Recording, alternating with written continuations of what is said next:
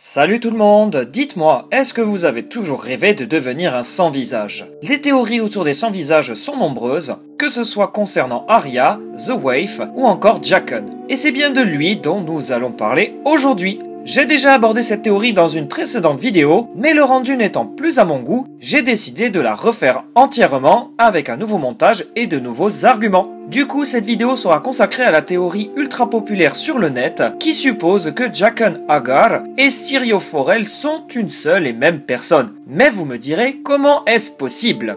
Pour celles et ceux qui ont complètement oublié qui est Syrio Forel, il s'agit d'un maître d'armes engagé par Ned Stark dans la saison 1 pour initier Arya au maniement des armes. On a quitté le personnage alors qu'il était engagé dans un duel avec Meryn Trand et on ne connaît pas son destin. Pour commencer, Syrio Forel parle de lui à la troisième personne. Au lieu de dire « je suis la première épée de Braavos », il dit « No. 9 years, Syrio Forel was first sword to the Sea Lord of Braavos. » On dirait qu'il considère Syrio Forel comme une autre personne. Pourquoi je vous dis ça ? Parce que Jaqen dit venir de la ville de Lorath, une ville libre située sur une île d'Essos, et que parler de soi à la troisième personne est typique des habitants de cette ville. Parler de soi à la troisième personne, ça sous-entend qu'on parle d'une autre personne. Peut-être est-ce Jaqen qui parle du Syrio Forel dont il a volé l'identité ? Mystère, mais cela reste tout de même un indice.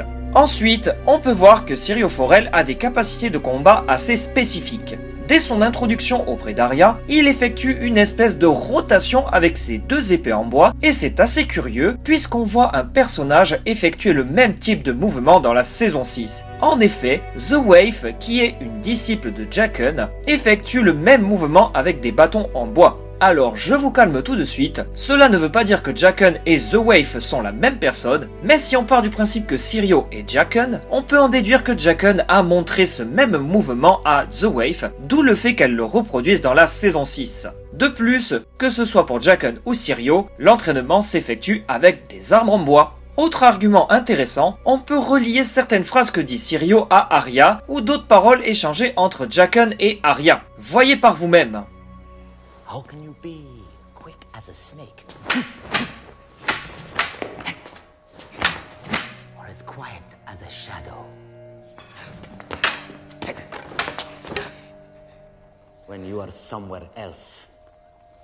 Est-ce que vous avez trouvé toutes les références? Le serpent c'est agile, c'est rapide, mais le serpent a surtout du poison, une arme utilisée par les sans-visages à de multiples reprises. Pour ce qui est de l'ombre, c'est pour signifier le côté mystérieux, donc le visage masqué. Et enfin, quand tu es quelqu'un d'autre, ça sous-entend quand tu portes le visage de quelqu'un d'autre. On est donc au cœur même du credo des sans-visages, devenir personne en utilisant l'identité d'autres personnes. Une autre phrase est encore plus révélatrice à mes yeux, car elle fait écho à une autre phrase dite par Jaqen dans la saison 5. There is only one God, and his name is Death. There is only one God. Ego knows his name. Comme vous pouvez le voir, cette double phrase est là pour illustrer qu'Arya connaît déjà le nom du dieu, et cela symboliserait que Jaqen est déjà intervenu auprès d'Arya pour lui dire le nom du dieu. Concernant le destin de Syrio Forel, on ne voit pas Syrio mourir dans la série, ce qui a donné lieu à de nombreuses spéculations quant à son destin. J'ai ma petite idée, car comme vous le savez, Jaqen apparaît pour la première fois emprisonné dans la saison 2. Et si je vous dis qu'il est apparu dans la saison 1, Arya fuit la ville et passe devant une cellule où l'on peut voir 3 hommes. Un homme à capuche, un autre avec les cheveux très courts, et enfin un autre avec les cheveux longs. Un peu plus tard dans la saison 2, nous retrouvons justement 3 hommes en cage, et si l'on met les deux plans côte à côte, on peut voir qu'ils ont tous la même place. L'homme aux cheveux longs, celui qui a les cheveux courts, et enfin Jaqen qui se révèle être le fameux homme à capuche. Pour moi, l'homme à capuche était Syrio, enfermé juste après son duel avec Meryn Trand, et il a changé de visage en cours de route pour prendre le visage que nous connaissons, celui de Jaqen. De plus, vous ne l'avez peut-être pas remarqué, mais durant cette période, Arya se faisait passer pour un garçon, mais plus tard dans la saison, Jaqen lui avoue qu'il sait que c'était une fille. A boy becomes a girl. I was always a girl. And I was always aware. Raison de plus pour penser que Syrio et Jaqen ne sont qu'une seule et même personne.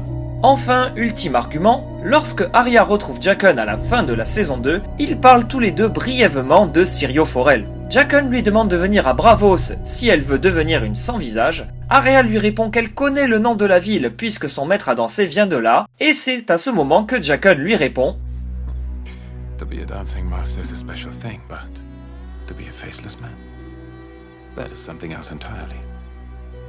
Est-ce que Jaqen reconnaît qu'il est Syrio Forel dans cette phrase? À vous d'en juger. Comme vous pouvez le voir dans cette vidéo, j'ai essayé de vous présenter plusieurs arguments qui tendent à confirmer cette théorie. Cependant, il y a de nombreux éléments qui vont contre cette même théorie, notamment le fait que Syrio et Jaqen n'ont pas la même taille. Mais on peut critiquer ce contre-argument en disant que Jaqen prend le visage de The Wave dans la saison 5, alors qu'ils n'ont tous les deux pas la même taille. Certains vont même dire que les éléments rapprochés entre eux ne correspondent pas et que l'intérêt scénaristique est quasi nul. Mis à part montrer qu'Arya serait entraînée par les sans-visages depuis la saison 1, l'intérêt scénaristique est, disons-le, assez maigre. L'intérêt serait plutôt de montrer que son destin était tracé dès le départ et que peu importe le chemin, elle serait quand même venue à Braavos pour devenir une sans-visage. Voilà tout ce que je pouvais dire à propos de cette théorie très populaire. N'hésitez pas à me donner votre avis ou si vous avez remarqué des éléments que je n'ai pas relevés dans cette vidéo. Merci de votre attention, on se dit à la prochaine fois pour une nouvelle vidéo. Bye tout le monde.